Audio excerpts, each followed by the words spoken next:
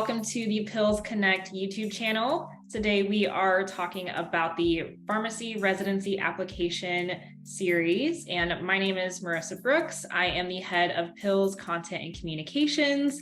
I am also a wellness pharmacist and a past ASHP Executive Fellow. Today I am with Maiah and Chandler, also on the Pills team.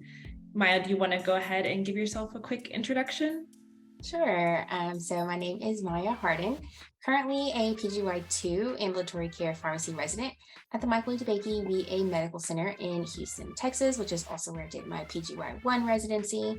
And I also currently serve as the Clinical Pills Protege Program Director, and really happy to be here with you guys today. Awesome.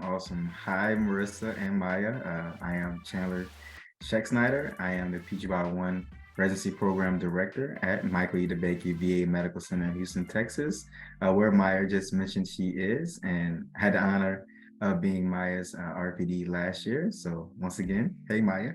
And then also I am the head of community at Pharmacy Initiative Leaders Pills. So it has been great working with Marissa and Maiah in that regard as well. So hey everyone. Thanks for joining us today. I'm super excited to talk about the residency application process and what that whole timeline looks like. So we'll just go ahead and jump into the questions. So starting off, I know PhorCAS just opened recently. Can you tell us a little bit about PhorCAS and what that is? Sure. So just kind of having gone through that whole application process myself, at least for PGY1, PhorCAS is really your go-to. So it is your application portal for residency programs. This is where you're going to submit all of your materials. So that includes your CV, your letter of intent, your letters of recommendation, which are not necessarily letters per se, but we'll go into that a little bit later. You'll also include your transcripts from your pharmacy school that you'll have your school send in for you. And then there are other miscellaneous things throughout PhorCAS that add to your application. I know there are different sessions of professional experience that you had with jobs, also extracurricular activities, and any organizations. You do have to put this into a separate part of the PhorCAS portal. But basically, PhorCAS is, like I mentioned, your go-to. This is where you will pay your application fees for residency programs. And it's really important to make sure to pay attention to your deadlines. So you'll be able to manually add different programs to the portal that you are interested in applying for. And each of these programs do have a different application deadline. So you may have a program that is their applications due on December 24th. You may have another program applications that is due on January the 1st. But it's important that if you submit, you're able to submit your application for these programs at different times, but to pay special attention that just because you submit one application does not mean that you submit for all. So it's important to really stay organized, keep track of your deadlines and what application materials each program requires, as you will be adding those different elements like your letter of intent, your CV, but there are other programs such as VA programs that require supplemental applications for you to manually upload into the portal. So it is important that you have everything uploaded into this PhorCAS portal before you submit your application, and then you'll go ahead and pay your fees at the end. So that's a little bit about PhorCAS. This is also tied to your account is tied to the match. And so this is where you'll submit your program rankings. But if you create an account for one, it creates an account for both. So just keeping this in mind, that although the match is different in how you will submit, PhorCAS is really where all of the application materials will go. I just want to add, thank you, Maiah. That was an amazing rundown. And with PhorCAS, I will say that based on what Maiah just said, I think that we can agree on two things: is that it's very important to be organized, and because of all those different type of materials you need, especially for each program. You don't want to put a letter of intent for this program that's for this other program. So organization is really, really key.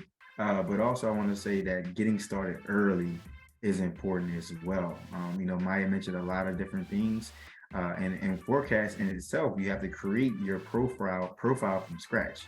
So, you have your CV, but you want to put in a lot of information in yourself, in regards to, of course, where you went to school, and when we talk about school, hopefully I didn't forget about like transcripts as well, requesting those transcripts early and ahead of time. I think a lot of people from my side and from the RPD side of you, a lot of people unfortunately may not get interviews or may not get looked at because their transcripts may have came in too late. So you want to request those transcripts as early as possible, for sure.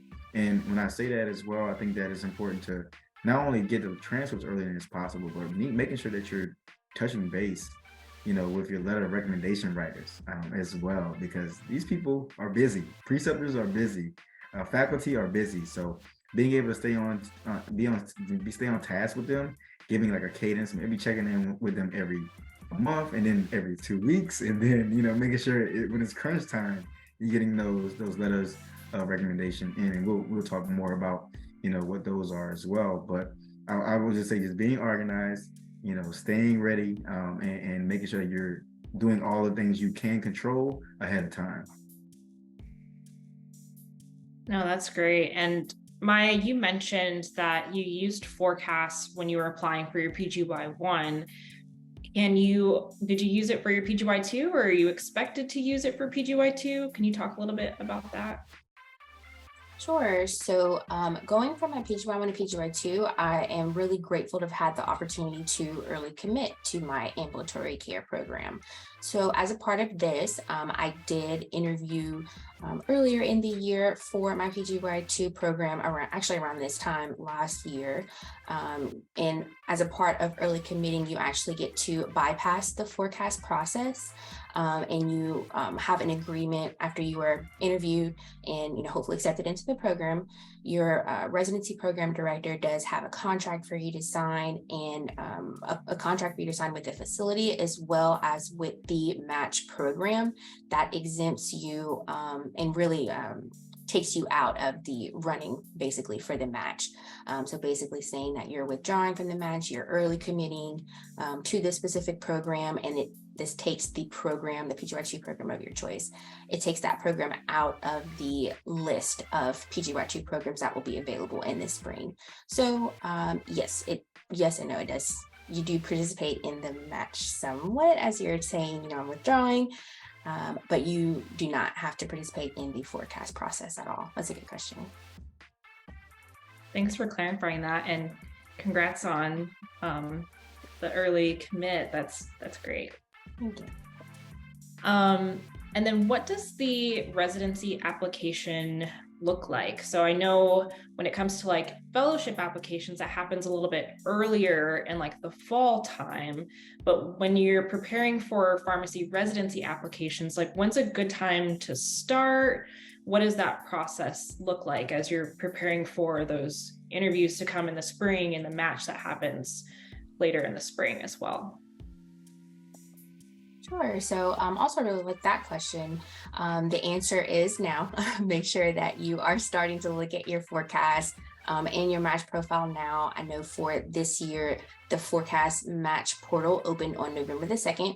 Usually that opens either November 1st or November 2nd of every year.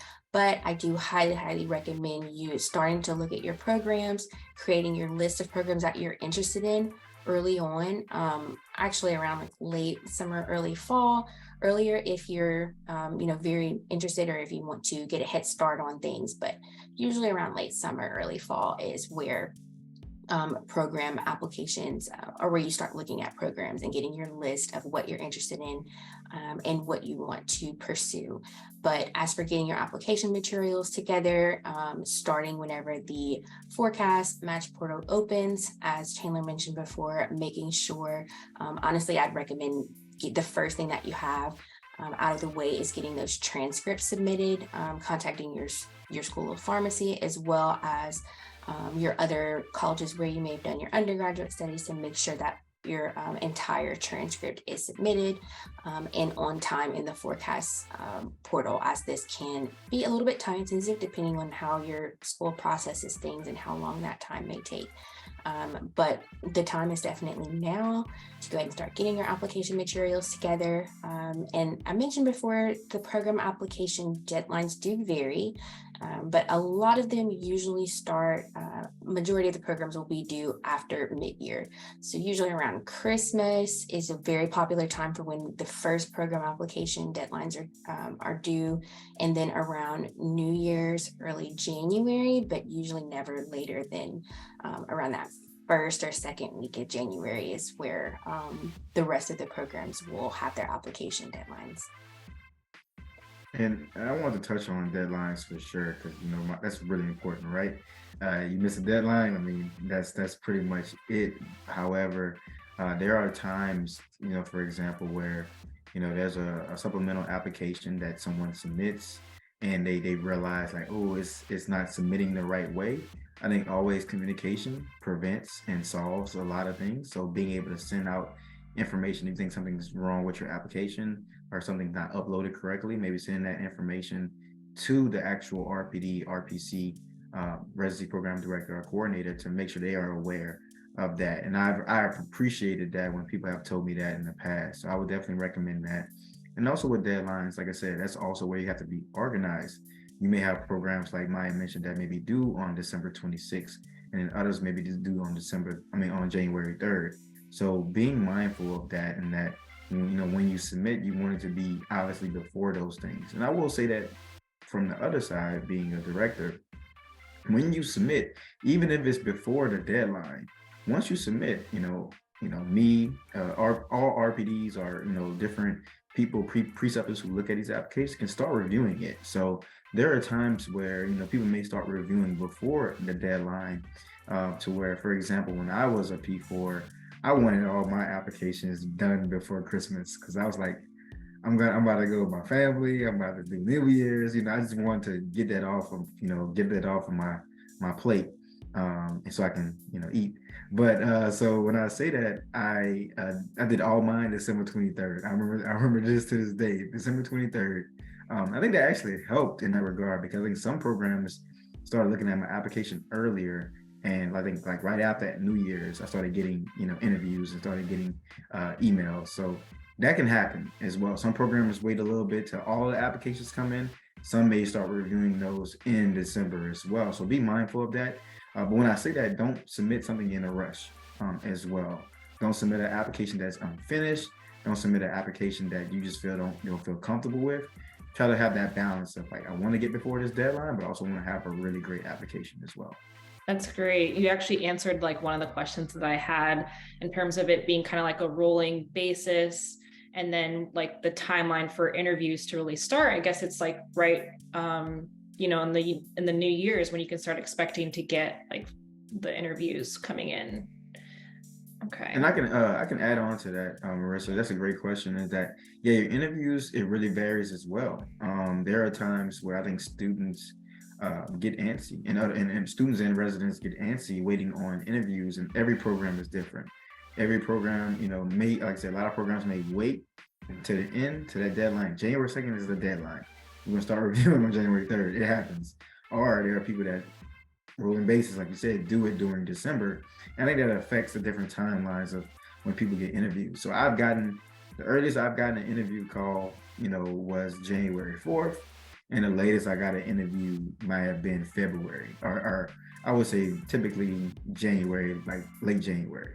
So January is usually that time, but there are programs that interview, I've had interviews that range from January 15th all the way until, later February, before the actual ranking, the ranking is due, right? So that can range. So I would say that just, be patient. Be mindful that some programs are just quicker than others and have a different process. So it's okay if your favorite program hasn't emailed you January 4th. It's perfectly fine. They may interview later. It may email you later. So just be mindful of that, because it all changes. But January, February is where you're gonna have your interviews. Yeah, and definitely piggybacking off of that, I had a very similar experience to what Dr. Schexnayder had. Submitted my applications like right before Christmas, even though they weren't all due around that time. And the first time I got my first call was January 5th. So after that, I will say the time between Christmas and January 5th was very antsy, as you could, that was a good word to describe it. But it's just important to just take time for yourself during that time. Spend time with your family or your loved ones during that time, and kind of take your mind off of it after you submit those applications, because once they start coming in, it will be very quick and very fast. So making sure you take that time, give yourself a mental break, since you've put in so much hard work into doing the forecast, and looking at programs so far. So yeah, that timeline definitely varies, but when it definitely starts quickly, and before you know it, it's the middle of March, and it's already time to find out your match. So definitely being patient throughout the process is important. Absolutely. Patience is key. That's for sure. Awesome. And we talked a little bit about letters of recommendation, how they're not actually letters. I remember the first time I saw like what it looked like, I was like, that is not a letter. It's a bit different than what I expected. So can you talk a little bit about that? Like what are some maybe like pearls in choosing a letter writer, and like what that letter writer experience actually looks like? Yeah, I'll step into this one for sure. And because Marissa, you say that it's so funny because I had the same situation when I first became a preceptor in 2019. Someone asked me, to write their letter of recommendation. I was honored. And I was getting ready to do a whole Word document, trying to get my signature ready, my header. I'm thinking about all that things. And when I got and to give you more context, everyone, that when you do choose letter writers, it's going to be a particular form in PhorCAS for you to submit who you want to write your letters, and PhorCAS is going to reach out via that system to the actual writer for them to complete a form. So it's not a letter, it's a form, kind of like, and I would think about it like an evaluation of the student. And what they start off with, how long have you known the student, how long are the resident, what is your interaction with them, or your preceptor, whatever it may be. And then you kind of rate different things like the writing skills, leadership skills, interpersonal skills, clinical acumen, different things of that nature that they feel that they are able to rate you in. And whether it exceeds, fails, not applicable, things of that nature. And they're able to write comments on all those different type of parameters. And they also have like narrative comments about, tell me about a time this resident did that, tell me about a time this resident did that. Can you give me examples of the strengths and weaknesses, areas of improvement, sorry, not weaknesses, areas of improvement. So those different things, and it's more of, like I said, a form, and it's not necessarily a letter. And I will say some tips to being able to choose letter writers. So if you're, from P1 to P3, as right now, you don't have letter writers, but this is your time to, continue to present yourself in the best way, and also connect with people longitudinally that may become letter writers. And you don't want to think of them as letter writers right now. You just want to continue to build relationships organically. And at that point in time, if it comes to that, they can potentially be your letter writers, and will do it so willingly. As a P4, I recommend a large majority of your letter of recommendation writers to be from your clinical preceptors, or not even clinical preceptors, but your preceptors on your different APPEs. So like, for example, if you're on internal medicine in the fall, September to October, and you're trying to go toward a general PGY1, I think it'd be great if you can get a strong letter of recommendation from this internal medicine preceptor. How do you get a strong letter of recommendation? Working hard, being able to grow in that regard from day 0 to day 30, being someone that you look as you're easy to work with, taking feedback, implementing feedback, welcoming feedback, being coachable, having good communication, really just presenting your best self. I think those people most times get really great letters of recommendation. And I think at the end of your rotation experience or during your rotation experience, asking that letter of recommendation writer, potentially, can you write me a strong letter of recommendation? Not a letter of recommendation, a strong letter of recommendation. Because someone will write you a recommendation and sometimes it may not be strong because, you know, when someone recommends you, that's their reputation as well. So you want to be able to, you know, put your best foot forward so they can write you a strong letter of recommendation. And I would say that being on the other side, you know, they have a lot of great candidates, you know, as we all know. I think it's part of why we're doing this series is to help you, you know, be able to, you know, put yourself in a great position to be able to match. And I say that to say that letters of recommendation are going to be huge, going to be crucial for you to, you know, be able to put yourself in that mix to get these interviews and being able to help you push forward. So once again, this is a crucial component, and I really want y'all to take that part serious. You will never see the letter of recommendation, but all you can do is control what you can and making sure that you're doing your absolute best on your rotations, on your research, on your studies, if it's faculty, things of that nature. But sorry, last thing, most programs want 3 letters of recommendation from 3 different people. I would say, you know, if you're doing clinical, you know, rotations or doing a clinical residency, or if you're doing managed care residency or admin residency, for those type of, you know, categories, try to get at least 1 to 2 of those 3 to be from your preceptors. If it's all 3, that's perfectly fine. But I know sometimes people want to do their employers.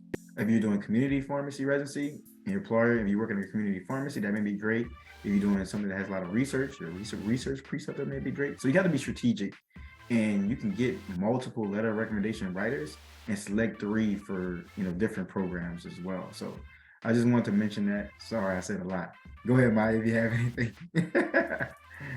No, that was a really good summary of just what to think about and what mindset you really need to have when you're asking for a letter. And it was really good to have that RPD perspective as well. But from, you know, the applicant side of things, definitely emphasize all of those things as well. I also was a bit more strategic with asking my letter writers. I had a mixture of things, made sure to have some clinical preceptors from my P4 year. I also knew that leadership was something I was very strong in as a student. And so I did have some faculty members that I worked very well with from P1 through P3 year. I also had other faculty members that I participated in some medical writing things with that I knew would be able to contribute a different aspect of me outside of just clinical practice. So I made sure I probably went a little bit overboard with my letters of rec and asking, but I heard from actually one of my Protege coaches whenever I was a Pils Protege that, you know, having a couple of extra letter writers never hurts.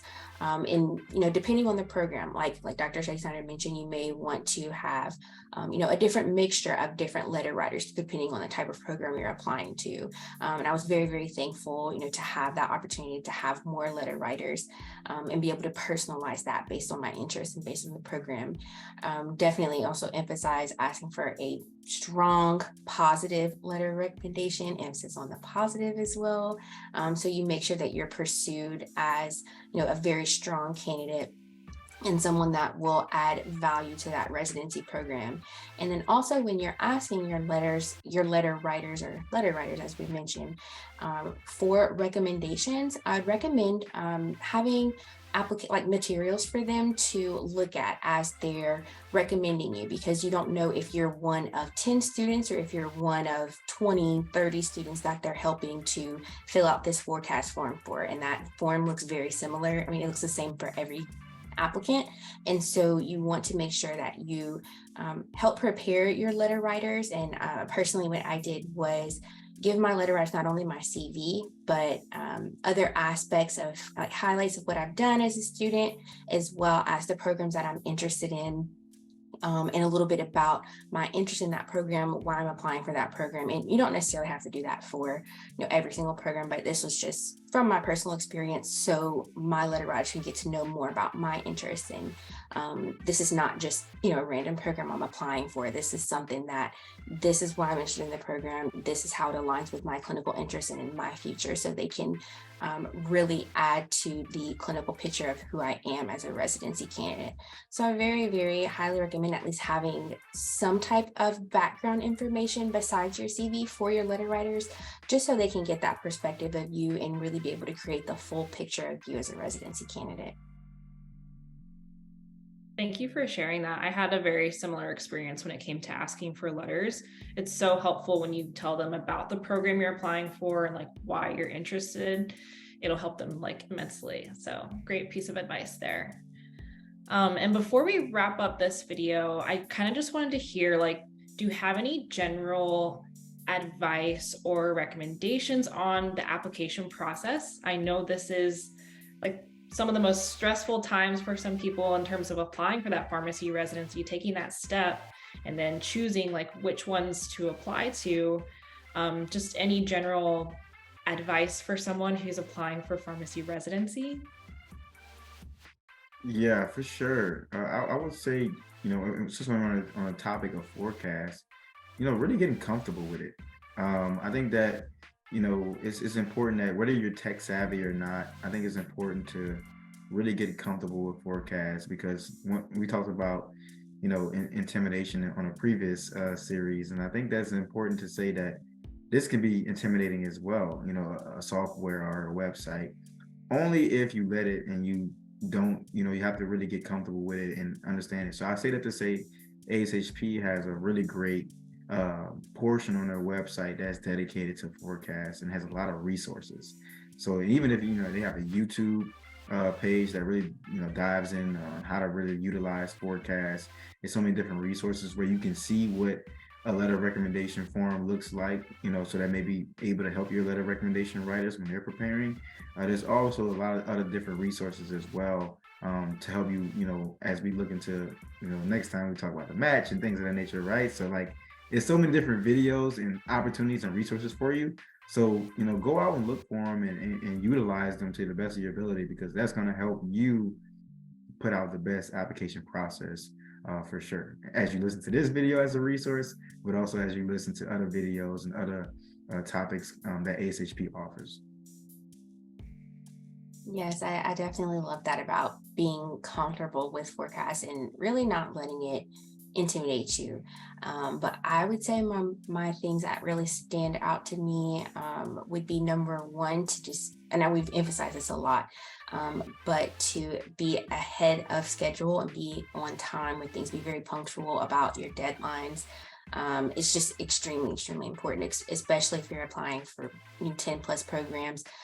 Even if you're applying for 4 programs, it's very, very important that you remain organized, really plan out your schedule and what you want to accomplish with each program and how you want to tackle that in creating your PhorCAS application. And then I would also say just be intentional through this whole process as well, because you are using, a standardized format. It's very helpful. Once you get used to it, it can be very user-friendly, but not just getting wrapped up in just applying for as many programs as you can. This does take a lot of time. It also does take money, to be able to apply for these programs, because it is $110 for the first 4 and then $43 for each program over 4. Make sure that correct. But make sure you're being intentional about that, of where you're diverting your time and your energy and your money as well, and really making sure that these are the programs that align with your interests, your career goals, and not just getting caught up in PhorCAS and just wanting to make sure you just have a program, but making sure that you are intentional about that in your letters of intent as well, and creating your CV and making sure that you're really getting the most out of this process instead of just rushing through everything. So being intentional about yourself, your career goals, and letting that align with the programs that you're interested in is definitely something I would recommend. And don't forget about the supplemental information. Don't want to forget about that. And that too. Please. Yes. Awesome. Well, you guys both shared some really amazing tips and advice. Thank you so much for the insight from both, the RPD perspective as well as the current resident, past PGY1 resident. All of the experiences are super helpful for our audience, and looking forward to the next video. We'll be talking about ranking and the match. So stay tuned for that, and we will see you guys in the next video. Thank you.